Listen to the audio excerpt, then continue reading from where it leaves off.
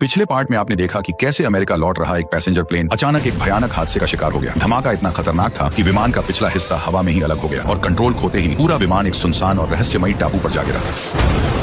जो लोग किसी तरह इस हादसे से जिंदा बच निकले वे उसी टापू पर फंस गए। शुरुआत में उन्हें लगा कि रेस्क्यू टीम जल्द ही उन्हें ढूंढ लेगी, लेकिन धीरे धीरे इस रहस्यमयी टापू के ऐसे खौफनाक राज सामने आने लगे जिन्होंने सभी को अंदर तक डरा दिया। जल्द ही उन्हें एहसास हो गया कि इस टापू पर वे अकेले नहीं हैं, क्योंकि यहाँ हजारों फीट ऊंचा एक रहस्यमयी और खतरनाक जीव पहले से मौजूद है जो एक एक करके लोगों को अपना शिकार बना रहा है। जैसे ही ये भयानक सच सबके सामने आया, चारों तरफ भगदड़ मच गई। हर कोई अपनी जान बचाने के लिए भागने लगा, लेकिन इसी दौरान एना और चार्ली उस रहस्यमयी जीव के चंगुल में फंस गए और यहीं से इस कहानी के पार्ट 2 की शुरुआत हुई। जैसे ही चार्ली और एना के गायब होने की खबर मिली, जैक और उसकी टीम उन्हें ढूंढने जंगल में निकल पड़ी। काफी तलाश के बाद उन्हें चार्ली एक पेड़ से लटका हुआ मिला। उसे नीचे उतारते ही पता चला कि वह अभी भी जिंदा था, लेकिन एना अब भी रहस्यमयी तरीके से गायब थी। इसलिए गंजा आदमी सैम के साथ घंटों तक उसे ढूंढता रहा, लेकिन मौसम बिगड़ता देख सैम ने वापस लौटने को कहा। पर गंजा आदमी अभी भी एना को ढूंढने पर अड़ा हुआ था। उसने सैम को कैंप लौटने के लिए कहा और खुद अकेले आगे बढ़ने लगा। जाते जाते उसने अपना इकलौता टॉर्च उसकी तरफ फेंक दिया, लेकिन सैम उसे पकड़ नहीं पाया और टॉर्च सीधे नीचे झाड़ियों में जा गिरा। तभी वहां से अचानक लोहे से टकराने जैसी तेज आवाज सुनाई दी। गंजे को कुछ गड़बड़ लगी। उसने तुरंत मिट्टी हटाकर देखना शुरू किया। तभी उसे नीचे एक लोहे की प्लेट दिखाई दी। उसने चाकू से आसपास की जमीन ठोक कर देखी और पता चला कि नीचे का हिस्सा पूरी तरह खोखला था। ये देखकर सैम के होश उड़ गए। तब गंजे ने कहा कि ये वही चीज है जिसकी वे तलाश कर रहे थे। इसके बाद दोनों तेजी से मिट्टी हटाने लगे, लेकिन उन्हें बिल्कुल भी अंदाजा नहीं था कि वे कितनी बड़ी गलती करने जा रहे हैं। अगली सुबह मिट्टी हटते ही उन्हें वहाँ एक रहस्यमयी बंकर दिखाई दिया। उन्हें समझ नहीं आ रहा था कि इस वीरान टापू के नीचे इतना बड़ा और रहस्यमयी बंकर आखिर किसने बनाया होगा। सच्चाई जानने के लिए सैम चुपके से एक कुल्हाड़ी चुरा कर ले आया। इसके बाद दोनों ने मिलकर हैच को तोड़ने की पूरी कोशिश की, लेकिन उसका दरवाजा इतना मजबूत था कि उस पर एक खरोंच तक नहीं आई। ये देखकर गंजे ने मजाक में कहा कि लगता है ये बंकर आयरन मैन के सूट से बना है। आखिर में दोनों ने फिलहाल कैंप लौटने का फैसला किया। रास्ते में सैम यही सोचता रहा कि बंकर के बारे में बाकी लोगों को भी बता देना चाहिए ताकि खाली हाथ लौटने पर किसी को शक न हो, लेकिन गंजे ने ऐसा करने से साफ मना कर दिया। वो नहीं चाहता था कि बंकर के बारे में किसी को जरा भी भनक लगे। मजबूर होकर सैम उसकी बात मान गया, लेकिन उसने साफ कह दिया कि वह अपनी बहन से यह बात नहीं छिपाएगा। आखिरकार गंजा भी उसकी बात मान गया, लेकिन जैसे ही सैम ने उस पर भरोसा करके 2 कदम आगे बढ़ाए, तभी गंजे ने पीछे से वार कर उसे बेहोश कर दिया। जब उसकी आंखें खुली तो उसने खुद को रस्सियों से बुरी तरह बंधा हुआ पाया। वहीं गंजा आराम से बैठा कोई अजीब सी दवाई तैयार कर रहा था। यह देखकर सैम बुरी तरह घबरा गया। वह हड़बड़ाते हुए गंजे से वादा करने लगा कि वह बंकर का राज किसी को नहीं बताएगा, लेकिन गंजे ने उसकी एक भी बात नहीं सुनी। उल्टा उसने सैम का सिर पकड़ा और उसके घाव पर वह रहस्यमयी दवाई लगा दी। इसके बाद गंजा अपना सामान समेट कर वहां से जाने लगा। जाते जाते उसने सैम की तरफ एक चाकू फेंका और बिना पीछे देखे कैंप की ओर निकल पड़ा। सैम लगातार उसे आवाज देता रहा, लेकिन गंजे ने एक बार भी पीछे मुड़कर नहीं देखा। उधर सैम किसी तरह पास पड़े चाकू तक पहुंचने की कोशिश करने लगा, लेकिन गंजे ने उसे इतनी चालाकी से बांधा था कि बच निकलना लगभग नामुमकिन था, क्योंकि अगर वह हाथ आगे बढ़ाने की कोशिश करता तो पीछे बंधी रस्सियां और ज्यादा कस जाती और कंधे उखड़ जाने का खतरा भी बढ़ जाता। इसलिए हार कर उसने मदद के लिए जोर जोर से चिल्लाना शुरू कर दिया। तभी अचानक उसे एक डरावनी आवाज सुनाई दी। उसने तुरंत सिर उठाकर आसपास देखा, लेकिन अगले ही पल आवाज गायब हो गई। सैम को लगा कि शायद यह उसका वहम होगा, मगर थोड़ी देर बाद उसे उसकी बहन की चीख सुनाई दी। इससे पहले कि सैम कुछ समझ पाता, अचानक एक खौफनाक आवाज पूरे जंगल में गूंज उठी।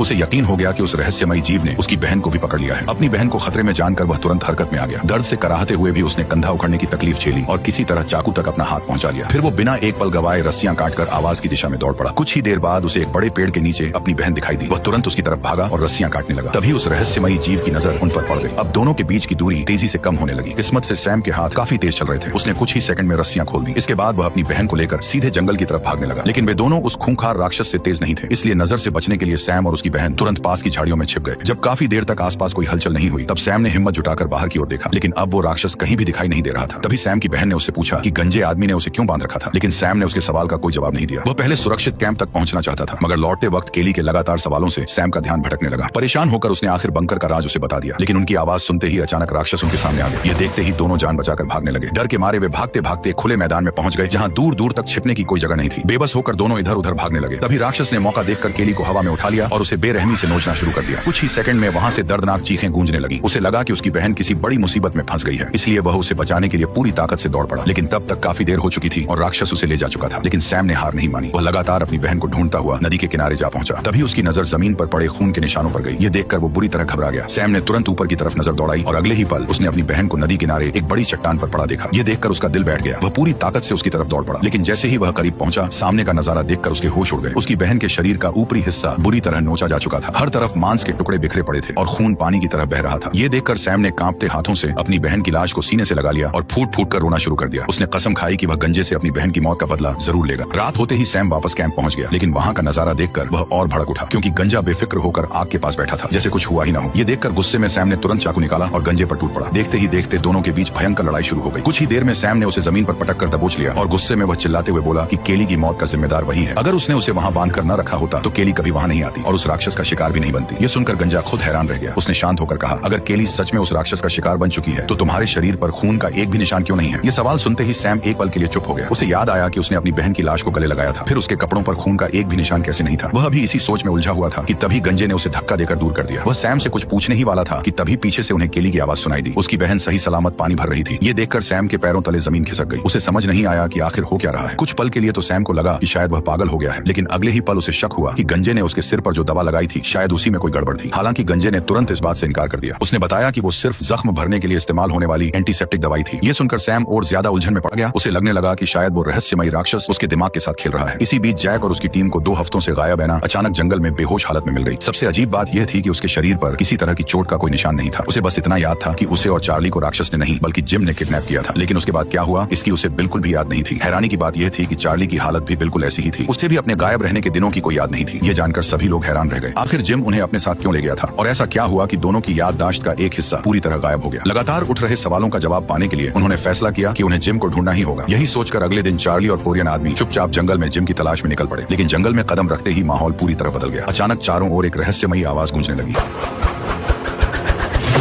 तभी अचानक कोरियन आदमी दर्द से चीखता हुआ जमीन पर गिर पड़ा, जबकि चार्ली हैरान होकर इधर उधर देखने लगा। तभी अचानक जिम खुद उनके सामने आ गया। उसे देखकर साफ था कि हमला उसी ने किया था, इसलिए चार्ली बिना देर किए एक लकड़ी उठाकर हमला करने दौड़ पड़ा। लेकिन जिम ने बड़ी आसानी से उसका गला पकड़ लिया और सिर्फ एक हाथ से उसे हवा में उठा दिया। उसकी ताकत किसी आम इंसान से कहीं ज्यादा थी। उसने चार्ली को चेतावनी देते हुए कहा कि कल शाम तक प्रेग्नेंट लड़की को उसके पास भेज देना, नहीं तो वह सभी लोगों को खत्म कर देगा। इतना कहकर जिम वहां से चला गया। जब बाकी लोगों को इस बात का पता चला तो हर किसी का खून खौल उठा। सभी लोग जिम से बदला लेना चाहते थे, लेकिन जिम छिपकर हमला कर रहा था। ऐसे में बिना सोचे समझे उससे भिड़ना अपने पैरों पर कुल्हाड़ी मारना था। इसलिए उन्होंने गुस्से में कोई जल्दबाजी करने की बजाय पहले उसे पकड़ने का प्लान बनाया। उन्होंने कैंप के आसपास कई खतरनाक जाल बिछा दिए। इसके बाद उन्होंने चारों तरफ आग जला दी। साथ ही हर 10 मीटर की दूरी पर एक इंसान को निगरानी के लिए खड़ा कर दिया, जिससे उनका कैंप पूरी तरह सुरक्षित हो गया। लेकिन इसके बावजूद भी मुसीबत टल नहीं सकी। अगली सुबह एक आदमी समुद्र किनारे मरा हुआ मिला। किसी ने उसका गला हाथों से मरोड़कर तोड़ दिया था। सबसे हैरानी की बात यह थी कि किसी को इसकी भनक तक नहीं लगी। ये खबर फैलते ही पूरे कैंप में डर का माहौल छा गया। हर किसी को लगने लगा कि ये एना की वजह से हो रहा है, इसलिए उन्होंने एना से दूरी बनानी शुरू कर दी, जबकि एना को इस बारे में कुछ भी पता नहीं था। इसीलिए उसने जाकर कैली से बात की। तब उसे पूरी सच्चाई का पता चला। इसी बीच जैक से अब और सहन नहीं हुआ। उसने झाड़ियों के बीच छिपाया हुआ एक ब्रीफकेस बाहर निकाला। जब उसने देखा कि कोई उसका पीछा नहीं कर रहा है, तब उसने ब्रीफकेस के अंदर से 4 पिस्तौलें निकाल ली। अब उनके पास हथियार तो थे, लेकिन सबसे बड़ा सवाल यह था कि अब जिम को ढूंढा कैसे जाए। तब कर्ली ने जिम को बाहर निकालने के लिए एना को चारे की तरह इस्तेमाल करने का आइडिया दिया, लेकिन चार्ली ने इस प्लान के लिए साफ मना कर दिया, जिससे दोनों के बीच बहस शुरू हो गई। तभी एना खुद आगे आई और उसने खुद इस प्लान के लिए हाँ कर दी, क्योंकि वह नहीं चाहती थी कि उसकी वजह से कोई और अपनी जान गंवाए। समय बर्बाद किए बिना सभी लोग तुरंत निकल पड़े। चार्ली को बंदूक चलानी नहीं आती थी, इसलिए उसे कैंप में ही रुकना पड़ा। लेकिन तभी मौसम ने भी करवट बदल ली और कुछ ही देर में तेज बारिश शुरू हो गई। इसके बावजूद भी एना अकेले जंगल में अंदर की ओर बढ़ती रही, जबकि बाकी लोग आसपास छिपकर उस पर निगरानी रखने लगे। कर्ली पेड़ पर से नजर रख रहा था। जेम्स साइड से कवर संभाले हुए था, जबकि जैक सामने से हमला करने के लिए तैयार था। वहीं गंजे ने पीछे से घेराबंदी कर रखी थी। इस तरह सभी जाल बिछाकर शिकार के सामने आने का इंतजार कर रहे थे। लेकिन काफी समय बीत जाने के बाद भी आसपास कुछ भी हलचल नहीं हुई। धीरे धीरे एना बेफिक्र हो गई। लेकिन तभी अचानक जिम वहां आ पहुंचा। उसे देखते ही एना बुरी तरह घबरा गई और तेजी से जाल की तरफ भागने लगी। मगर प्रेग्नेंट होने की वजह से वह जिम से तेज नहीं भाग सकी। ठीक उसी समय जैक बगल से निकल कर आया और उसने जोरदार धक्का मारकर जिम को जमीन पर गिरा दिया। लेकिन इसी दौरान उसकी पिस्तौल हाथ से छूट गई। जैक जानता था कि अगर जिम एक बार उठ गया तो उसे दोबारा पकड़ना मुश्किल हो जाएगा, इसलिए उसने बिना कोई मौका दिए उसे बुरी तरह पीटना शुरू कर दिया। जब तक बाकी लोग वहां पहुंचे तब तक जिम पूरी तरह जैक के काबू में आ चुका था। जैसे ही जैक उससे पूछताछ शुरू करने वाला था, तभी जेम्स बीच में आ गया और हीरो बनने के चक्कर में उसने सीधे जिम पर बंदूक तान दी। वह उसे डराकर अपना रौब जमाना चाहता था, लेकिन अगले ही पल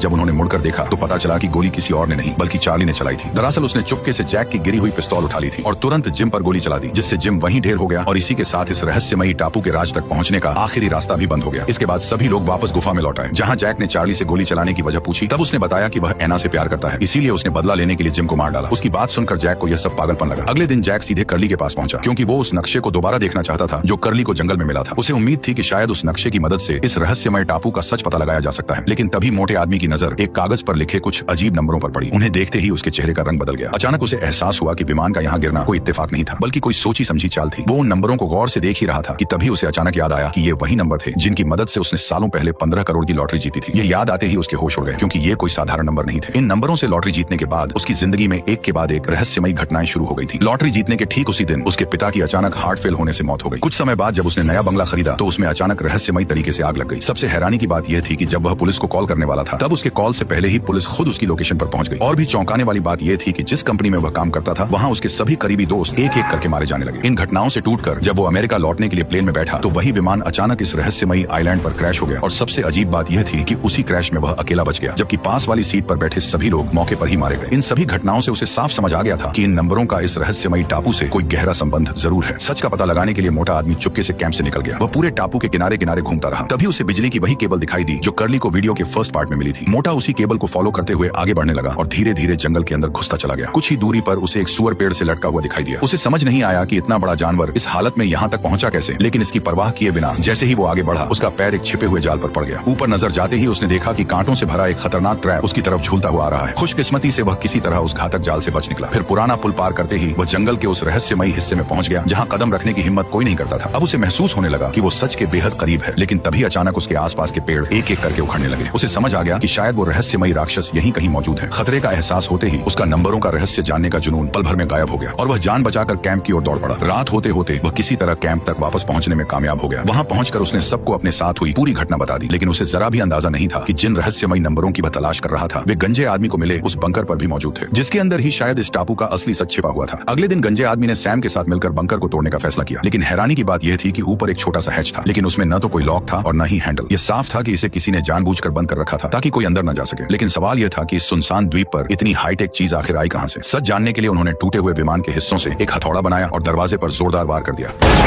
अगले ही पल जोरदार धमाके की आवाज आई, लेकिन पूरा जोर लगाने के बावजूद वह मजबूत दरवाजा बिल्कुल भी नहीं टूटा। यह देखकर गंजा आदमी गुस्से में दरवाजे को लात मारते हुए गालियां देने लगा। तभी अचानक सैम ने पास आकर उसे नीचे देखने के लिए कहा। जब गंजे ने नीचे देखा तो पाया कि उसके पैर में एक नुकीला मेटल घुसा हुआ था। लेकिन हैरानी की बात यह थी कि गंजे को उस चोट का जरा भी दर्द महसूस नहीं हो रहा था। उस रात गंजे ने अपनी हालत को जांचने के लिए सुई को कई बार पैर में चुभोया और फिर आग की लपटों से भी उसे जलाकर देखा, लेकिन फिर भी उसे किसी तरह का दर्द महसूस नहीं हुआ। उसे शक होने लगा कि यह सब उस रहस्यमयी बंकर की वजह से ही हो रहा है, इसलिए उसने किसी भी हालत में बंकर का हैच खोलने की ठान ली। लेकिन तभी अचानक आसमान में एक तेज विमान की आवाज गूंज उठी। दोनों ने ऊपर देखा तो पाया कि एक विमान बेकाबू होकर नीचे गिर रहा था। उन्हें लगा कि शायद ये रेस्क्यू टीम है, लेकिन असल में यह घटना उन्हें एक बड़े रहस्य की तरफ ले जाने वाली थी। दोनों बिना देर किए उस दिशा में बढ़ने लगे। रास्ते में गंजे को अचानक एक क्रॉस पड़ा हुआ मिला। सैम ने सोचा कि यह शायद उनके कैंप के किसी साथी का होगा, लेकिन जैसे ही गंजे ने पेड़ की बेल खींची ऊपर से अचानक एक सड़ी गली लाश नीचे गिर पड़ी। उसके मुंह में सोने के दांत चढ़े हुए थे, जेब में भारी रकम और 0.42 कैलिबर की पिस्तौल भी मौजूद थी। ऊपर से लाश इतनी सड़ चुकी थी कि उसकी पहचान तक करना नामुमकिन था। आगे बढ़ने पर आखिरकार उन्हें एक बड़े पेड़ पर वही विमान फंसा हुआ दिखाई दिया, लेकिन विमान को गिरे हुए अभी ज्यादा समय भी नहीं हुआ था। फिर भी वह पूरा का पूरा काई से ढक चुका था। गंजे की टांग में पहले से ही चोट लगी थी, इसलिए सैम अकेले ही प्लेन के पास पहुंच गया। जब वो विमान के अंदर घुसा तो उसे एक एयर नेविगेशन मैप मिला, लेकिन वह उसे ठीक से देख भी नहीं पाया था कि अचानक विमान का पूरा ढांचा जोर जोर से हिलने लगा। विमान पेड़ से गिरने ही वाला था कि उसी झटके में एक सड़ी हुई लाश बाहर आ गिरी। सैम यह देखकर घबरा गया, लेकिन खुद को संभालते हुए वह धीरे धीरे आगे बढ़ा। तभी अचानक उसकी नजर विमान के वायरलेस सिस्टम पर पड़ी, जो किस्मत से अभी भी काम कर रहा था। लेकिन इससे पहले कि वह इस बात से खुश होता, अगले ही पल विमान एक बार फिर जोर जोर से हिलने लगा। विमान के गिरने से पहले गंजा उसे बाहर निकलने के लिए कहता है, लेकिन उस समय वायरलेस कनेक्शन जुड़ चुका था। सैम इस मौके को खोना नहीं चाहता था, इसलिए उसने गंजे की चेतावनी को पूरी तरह नजरअंदाज कर दिया। अगले ही पल विमान का संतुलन पूरी तरह बिगड़ गया और वह सीधा मुंह के बल जमीन पर आ गया। गंजे आदमी ने अपनी टांग की चोट की परवाह किए बिना तुरंत मदद के लिए दौड़ लगा दी। उसने किसी तरह सैम को मलबे के नीचे से बाहर निकाला और बिना एक पल गवाए उसे अपनी पीठ पर उठाकर कैंप की तरफ भागने लगा। करीब आधे घंटे बाद वह सैम को लेकर कैंप तक पहुंच गया। जैक के पूछने पर गंजे ने झूठ बोला कि यह सिर्फ पहाड़ी से गिरने की वजह से हुआ है। इसके बाद जैक तुरंत इलाज में लग गया, लेकिन जब उसने गंजे को मदद के लिए पुकारा तो वह पहले ही वहां से गायब हो चुका था। वह अकेले वापस उसी बंकर के पास लौट आया और जोर जोर से रोने लगा। उसी वक्त अंदर से हल्की रोशनी चमकी, मानो टापू उसे शांत करने की कोशिश कर रहा हो। उसी समय सैम भी होश में आ गया। उसने जैक को बताया कि उन्हें जंगल के अंदर एक सीक्रेट बंकर मिला है। जैक उससे और कुछ पूछ पाता उससे पहले ही सैम दोबारा बेहोश हो गया। तभी जैक की नजर सैम की सूजी हुई टांगों पर पड़ी। उन्हें देखकर लग रहा था कि यह चोट पहाड़ी पर से गिरने की नहीं है, लेकिन गंजे ने बताया था कि वह पहाड़ी से गिरा था, इसलिए जैक असली बीमारी पहचान नहीं पाया और गलत इलाज कर बैठा। नतीजा यह हुआ कि कुछ ही देर बाद सैम की मौत हो गई। किस्मत से अगले दिन ऐना के बच्चे का जन्म भी हो गया। लेकिन हैरानी की बात थी कि गंजा अभी भी कैंप में वापस नहीं आया था। अंतिम संस्कार के दिन ही वह खून से लथपथ हालत में वापस लौटा। उसने बताया कि उसने सभी से जानबूझकर विमान के गिरने की बात छुपाई थी। यह सुनते ही जैक का गुस्सा फूट पड़ा। उसे एहसास हुआ कि अगर वो ये बात पहले बता देता तो आज सैम जिंदा होता। गुस्से में उसने तुरंत गंजे आदमी का गला पकड़ लिया। हालात बिगड़ते देख बाकी लोग बीच में कूद पड़े और किसी तरह दोनों को अलग कर दिया, जिससे बाल बाल गंजे की जान बच गई। जैक को शांत करने के बाद कर्ली पूछताछ के बहाने गंजे आदमी को जंगल के अंदर ले गया। तभी बातचीत के दौरान कर्ली को एक और बड़े सच का पता चला। दरअसल पहले जब कर्ली पहाड़ी पर वायरलेस सिग्नल भेज रहा था उस समय उसे बेहोश करके डिवाइस तोड़ने वाला कोई और नहीं बल्कि गंजा ही था। ये सुनते ही कर्ली का गुस्सा फूट पड़ा। उसने तुरंत गंजे की तरफ बंदूक तान दी। गंजा घबराकर सफाई देते हुए कहने लगा कि वह सिर्फ इसलिए ऐसा कर रहा था क्योंकि उसे डर था कि रेडियो सिग्नल की वजह से उनकी लोकेशन उजागर हो जाती और अगर ऐसा होता तो जंगल में घूम रहा वह रहस्यमयी राक्षस सीधे उन तक पहुंच सकता था। उसकी बात सुनकर कर्ली कुछ देर के लिए सोच में पड़ गया, लेकिन जब कर्ली ने उस रहस्यमयी बंकर के बारे में पूछा तो गंजा अब सच छुपा नहीं सका। वो मजबूर होकर जैक और कर्ली को उस बंकर के पास ले गया। बंकर तक पहुंचते ही जैक हैच खोलने के लिए आगे बढ़ा, लेकिन कर्ली ने ने उसे तुरंत रोक दिया। उसने कहा कि उन्हें नहीं पता कि अंदर कौन सा खतरा छिपा है और बिना तैयारी के उसे खोलना जानलेवा साबित हो सकता है। इसलिए फिलहाल उनके लिए सबसे जरूरी काम इस टापू से निकलना है। अच्छी बात यह थी कि सभी ने मिलकर एक नाव भी तैयार कर ली थी, लेकिन समुद्र में उतरने से ठीक पहले बच्चे को कुछ अजीब दिखाई दिया। सभी ने गौर से देखा तो द्वीप के बीचों बीच अचानक काला धुआं उठता नजर आया। उसी समय एक अनजान औरत जंगल से बाहर निकल आई। उसका नाम लीसा था। उसने बताया कि यह काला धुआं दरअसल हमले का संकेत है। अगर ये एक बार भी दिखाई दे जाए तो इसका सिर्फ एक ही मतलब होता है, या तो कहीं छुप जाओ या फिर मौत का इंतजार करो। लीसा की बात सुनते ही सभी लोग डर से कांप उठे। जैक तुरंत सबको बचाने का कोई रास्ता ढूंढने लगा, लेकिन समस्या यह थी कि उनकी टीम में कुल 46 लोग थे। इतने बड़े ग्रुप को जंगल में छिपाना लगभग नामुमकिन था। ऊपर से किसी को यह भी नहीं पता था कि उनकी तरफ बढ़ रहा दुश्मन आखिर कौन है। सभी लोग घबराए हुए थे कि तभी जैक के दिमाग में एक ख्याल आया। वह तुरंत लिसा को साथ लेकर उस रहस्यमयी बंकर की तरफ निकल पड़ा। उसे उम्मीद थी कि शायद लिसा हैच खोलने में उसकी मदद कर सकती है, ताकि जरूरत पड़ने पर सभी लोग बंकर में घुसकर अपनी जान बचा लें। लेकिन लिसा ने भी ऐसी चीज पहले कभी नहीं देखी थी। हालांकि उसे एक ऐसी जगह के बारे में पता था जहां शायद उन्हें विस्फोटक मिल सकते हैं, और अगर वो मिल गए तो उन्हीं की मदद से बंकर का हैच उड़ाया जा सकता है। ये सुनते ही सभी लोग तुरंत वहां निकलने की तैयारी में जुट गए। लेकिन रवाना होने से ठीक पहले नॉरिस नाम का एक आदमी जैक के पास आया। उसने बताया कि वह एक केमिस्ट्री टीचर है और विस्फोटकों में मदद कर सकता है। जैक ने उसकी बात मान ली। इसके बाद 6 लोगों की टीम वहां से रवाना हो गई। काफी देर तक चलते रहने के बाद लिसा अचानक रुक गई। उसने चेतावनी दी कि आगे का इलाका बेहद खतरनाक है। उसने बताया कि उसके पुराने साथी भी इसी जगह मारे गए थे। यह सुनते ही नॉरिस घबराकर वापस भागने लगा, लेकिन जैक ने उसे रोककर विस्फोटकों के बारे में पूछा। पर नॉरिस पर अब डर पूरी तरह हावी हो चुका था। वह बस इतना कहकर वहां से चला गया कि सामान को संभाल कर रखना। गुस्से में होने के बावजूद भी जैक कुछ कर नहीं सका। इसके बाद सभी लोग आगे बढ़ते रहे। तभी अचानक आसमान से तेज बारिश शुरू हो गई, जिससे पहाड़ी रास्ता फिसलन भरा हो गया। तभी अचानक एक अजीब आवाज गूंजी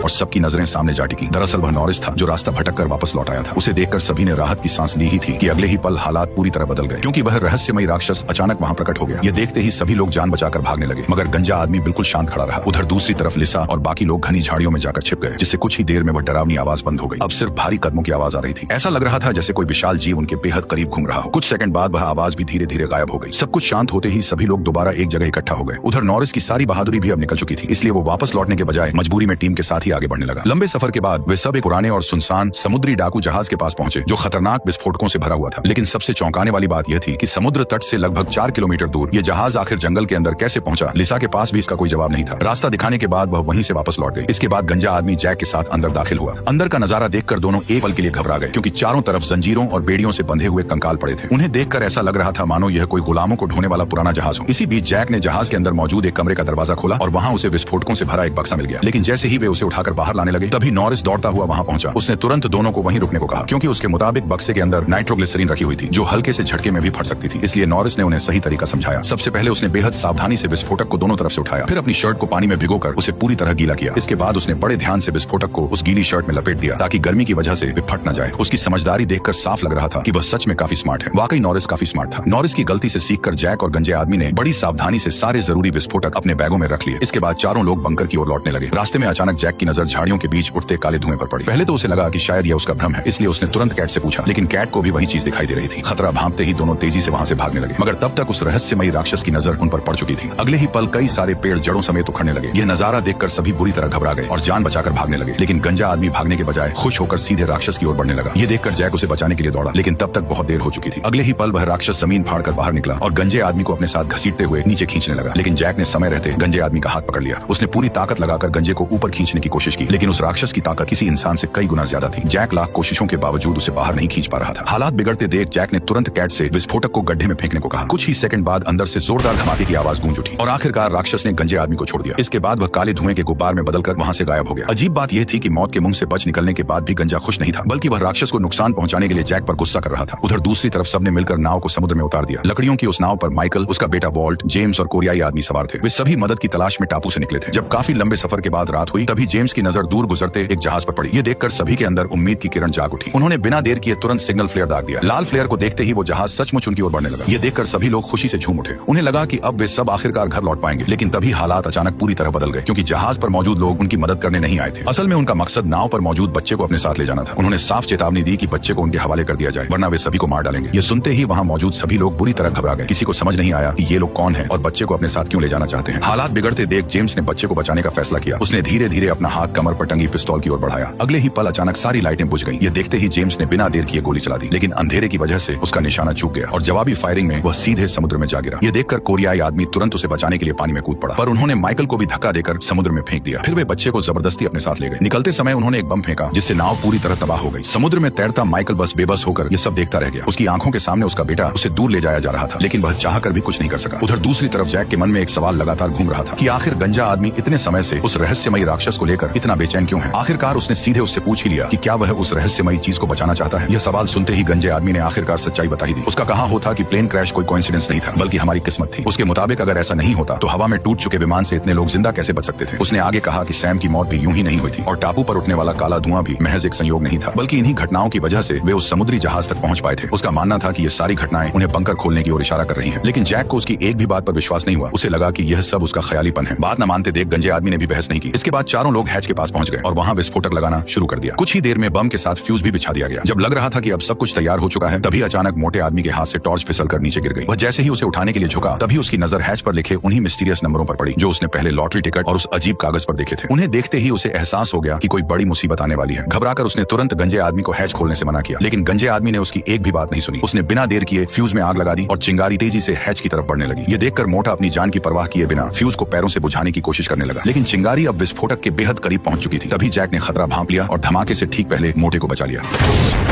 धमाका इतना भयानक था कि आग की लपटें आसमान तक उठ गईं। कुछ देर बाद जब धुआं धीरे धीरे छटा तो सभी ने देखा कि हैच का दरवाजा पूरी तरह तबाह हो चुका था। इसके बाद जैसे ही जैक और गंजे आदमी ने हैच के अंदर झांका, तब दोनों की आंखें फटी की फटी रह गईं। उनके सामने एक गहरी और रहस्यमयी सुरंग थी, जिसकी सीढ़ियां अंधेरे में नीचे की ओर जाती जा रही थी। और इसी प्लॉट ट्विस्ट के साथ हमारी कहानी का पार्ट 2 यही खत्म। ऐसी और मूवी एक्सप्लेन वीडियो के लिए वीडियो को लाइक करें और फॉलो करना ना भूलें।